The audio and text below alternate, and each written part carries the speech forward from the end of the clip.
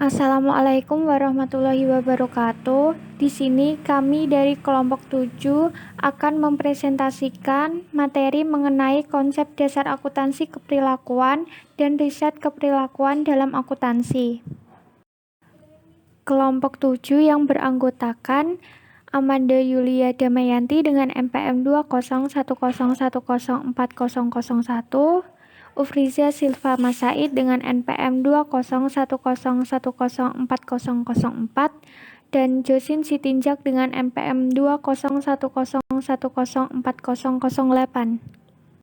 Di sini kami dari kelompok 7 akan menjelaskan materi mengenai yang pertama yaitu definisi akuntansi keperilakuan, yang kedua yaitu jenis informasi yang menjadi objek akuntansi keperilakuan, yang ketiga yaitu teori yang relevan dalam akuntansi keperilakuan, yang keempat yaitu faktor pendorong perkembangan akuntansi keperilakuan, yang kelima yaitu perkembangan akuntansi keperilakuan.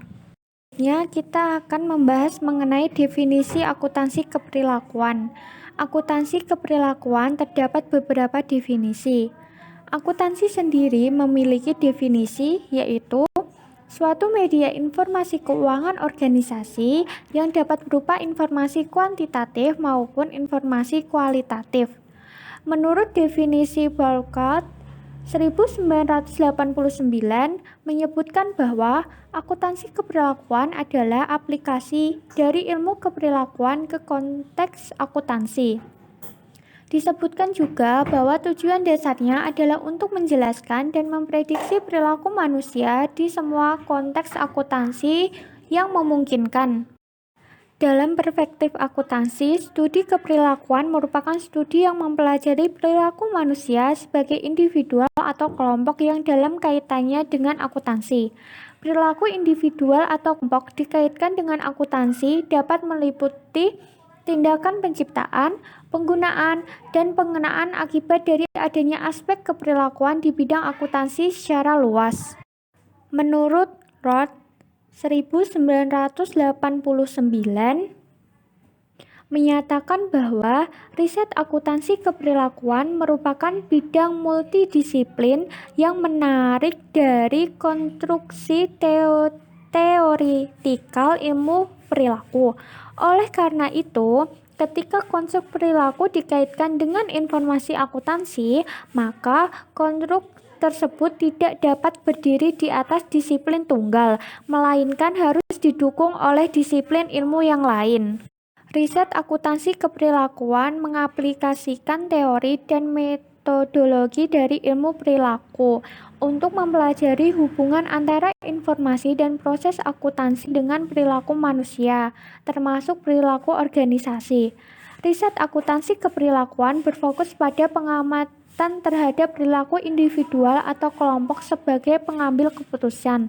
Oleh karena itu, lingkup akuntansi keperilakuan mencakup dimensi-dimensi keperilakuan dari berbagai pihak yang terkait dengan informasi yang dihasilkan oleh sistem akuntansi, seperti perilaku yang berkaitan dengan penyusunan anggaran, pengendalian manajemen, gaya kepemimpinan, pertimbangan auditor, dan lain-lain.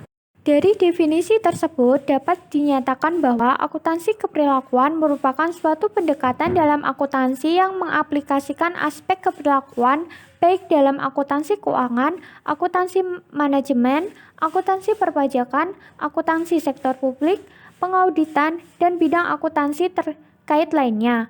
Oleh karena itu, penelitian akuntansi keperilakuan mengarah pada suatu kegiatan observasi, menganalisis, dan menguji suatu fenomena perilaku pada level individu atau kelompok dalam kaitannya dalam bidang akuntansi secara luas. Dalam jenis informasi yang menjadi objek akuntansi keperilakuan itu terdapat yang pertama meliputi tindakan penciptaan, penggunaan, dan pengenaan akibat. Perilaku individual atau kelompok dalam akuntansi keperilakuan dapat meliputi tindakan penciptaan, penggunaan, dan pengenaan akibat dan adanya aspek keperilakuan di bidang akuntansi secara luas. Tindakan penciptaan, penggunaan, dan pengenaan ini sangat berkaitan erat dengan fungsi akuntansi sebagai penyedia informasi. Adapun informasi yang harus disediakan oleh suatu perusahaan menurut Anthony and Rees pada tahun 1989, yaitu ada informasi kualitatif dan informasi bersifat kuantitatif. Jadi informasi ini dibedakan menjadi dua ya. Informasi kuantitatif sendiri itu dapat meliputi informasi akuntansi dan informasi non-akuntansi seperti penjelasan tentang kebijakan akuntansi, misalnya metode akuntansi yang diterapkan dalam suatu perusahaan, analisis diskusi manajemen, penjelasan mengenai perkembangan organisasi, dan lain-lain. Informasi akuntansi dibedakan menjadi tiga, yaitu informasi operasi, informasi keuangan, dan informasi manajemen. Informasi operasi memuat transaksi-transaksi atau kegiatan operasi perusahaan seperti piutang yang timbul dan penjualan, dan objek transaksi lainnya yang menjadi data dasar penyusunan laporan keuangan. Informasi keuangan disampaikan secara resmi dalam bentuk laporan keuangan seperti laporan neraca, laporan laba rugi, laporan perubahan ekuitas, laporan arus kas, dan catatan atas laporan keuangan. Informasi manajemen disajikan dalam bentuk laporan manajerial yang dapat berupa laporan pelaksanaan operasi perusahaan, laporan unit produksi, laporan pertanggungjawaban keuangan divisi, laporan penyimpangan produksi, dan laporan perencanaan, pengkoordinasian, pengendalian, serta laporan pengevaluasian.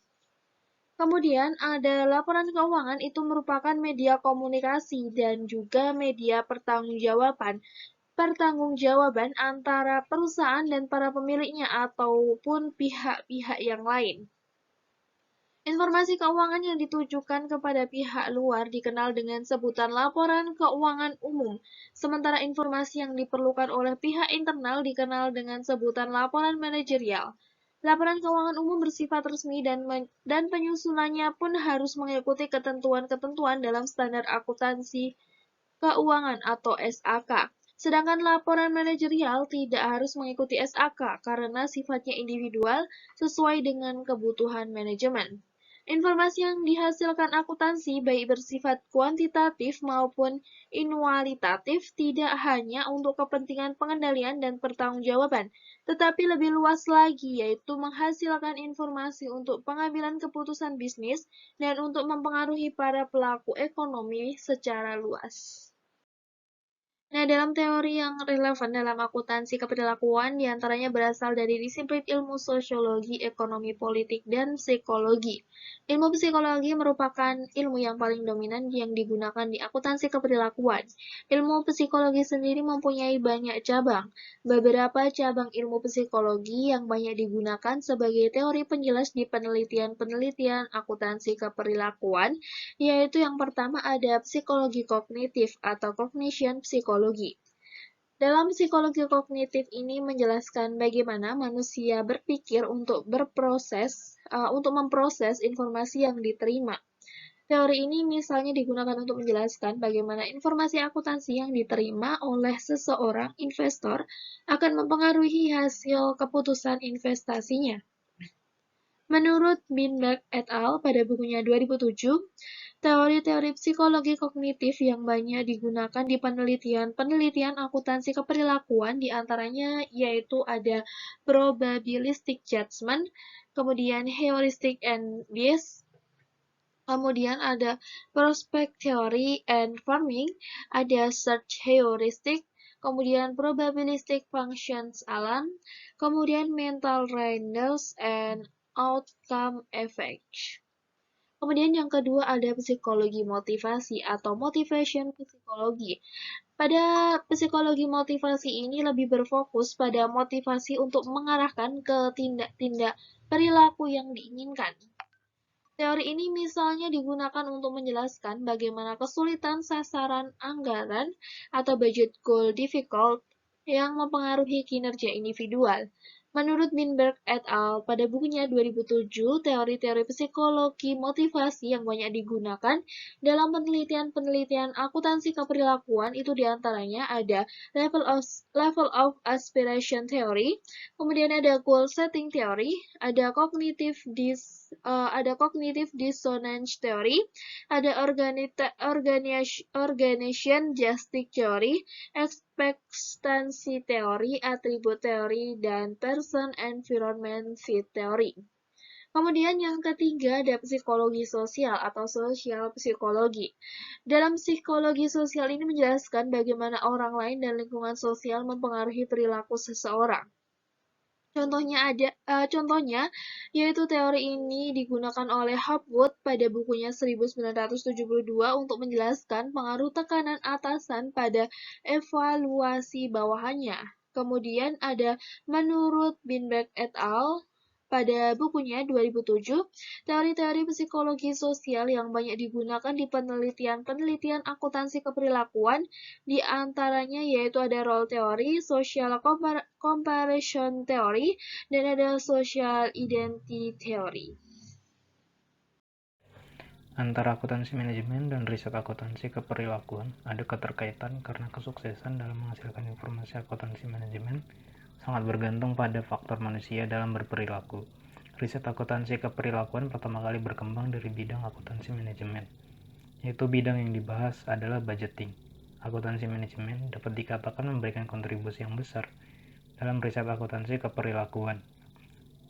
Bidang akuntansi manajemen sangat berkaitan dengan perilaku manajer dan seluruh staf organisasi. Tercapainya visi perusahaan sangatlah tergantung pada kerjasama antara berbagai pihak, baik dari pihak internal perusahaan maupun kerjasama yang baik dengan pihak eksternal perusahaan. Penelitian di bidang akuntansi keperilakuan sebenarnya sudah ada lebih awal dibandingkan dengan penelitian di bidang pasar modal efisien. Penelitian pasar modal efisien mudah populer ketika Bull dan Brown pada tahun 1968 melakukan penelitian tentang kegunaan informasi laba dalam pasar modal. Penelitian akuntansi keperilakuan dapat dikatakan dimulai tahun 1952 ketika Agris dibiayai oleh Controllership Foundation meneliti the impact of budgets of people, yang kemudian dilanjutkan lagi oleh Agris di tahun 1953 dalam jurnal Harvard Business Review dengan judul Human Problems with Budgets. Bahkan penelitian Agris ini mendahului Maslow, McGregor, atau Likert yang dianggap sebagai pionir penelitian bidang keperilakuan dalam bisnis. Namun istilah keperilakuan itu sendiri baru muncul pada tahun 1967.